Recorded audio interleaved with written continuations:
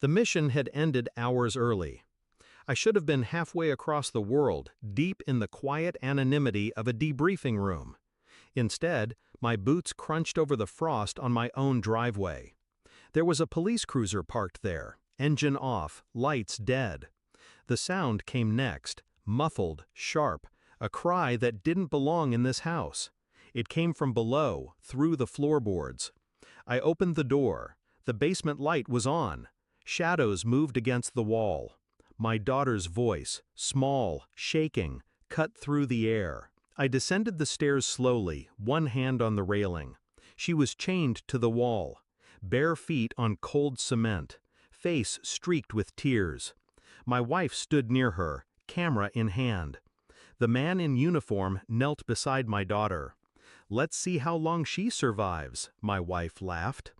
The officer looked up at me. "What the hell are you doing here?" They made a mistake, not chaining me, not killing me first. Their mistake was thinking I could be broken. The first emotion wasn't rage, it was absence. Like a switch had been thrown inside me, killing the heat before it could burn. Her face, my wife's, wasn't the face I remembered. It was sharp, gleaming with something that had always been there, but hidden in the folds of smiles and warmth. I'd seen it before, in interrogation rooms, on operatives who had already decided they'd kill you before sunrise. The officer's hand was still on my daughter's shoulder. He didn't remove it. "Go back upstairs," he said. I didn't move, didn't blink. She lowered the camera. For a fraction of a second, something flickered in her eyes. Annoyance, not fear. She hadn't expected me home. She hadn't prepared for this moment. Betrayal doesn't land like a blow. It seeps in. A slow, toxic spread that starts in your chest and moves until every thought you have tastes of metal. There was no shouting, no threats. Just a silent recognition. Everything I thought I knew was a lie. I didn't take her apart that night. I didn't free my daughter right then. I played along. Left the house quietly.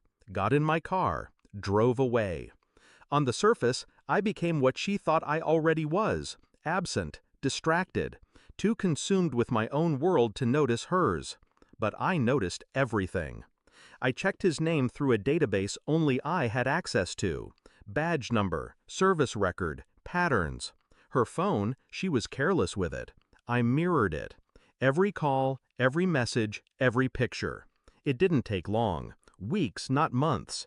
Hotel reservations in her name, wire transfers in his, a shared encrypted folder, and one file that told me exactly what they were doing, videos.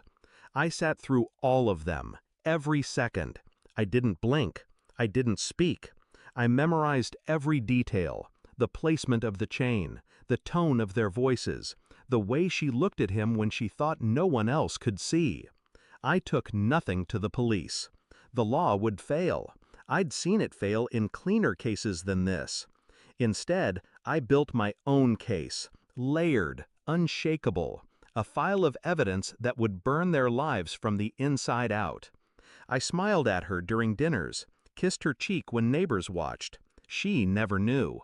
It was a Tuesday. She was in the kitchen when I walked in and placed the file on the counter. She didn't open it. She recognized the folder from my work. "What's this?" she asked. "You already know." Her hands twitched, just once. Then she laughed, but her voice caught halfway through. She opened the file. The laughter stopped. Every page, every still frame. Dates, times, cross-referenced with her location data. His badge number printed beneath each act. She closed it, slowly. Her lips parted, but no sound came. The color drained from her face. I didn't speak. I didn't need to. I didn't threaten her. I didn't raise my voice. I handed her a single envelope. Inside, copies of the evidence. Not for the police, for him. I'd already sent another copy to Internal Affairs, with a delivery delay she couldn't stop. "You have until midnight," I said. "To do what?" Her voice broke. "To decide if you'll run before they come for you, or if you'll wait and let the world watch." Her hand shook. She reached for my arm. I stepped back. The weight of what I'd done settled into her eyes. Not anger, not even fear. Something worse. Certainty. She knew there was no undoing it, no bargaining. I didn't see her again. They found them both 3 days later. Separate towns, same charges. My daughter sleeps upstairs now. The chain is gone, but some shadows remain. She doesn't ask about her mother. I don't offer answers. Sometimes I think about that night, the basement, the laughter. I feel nothing. They thought hurting her would break me. It didn't. It only ended them.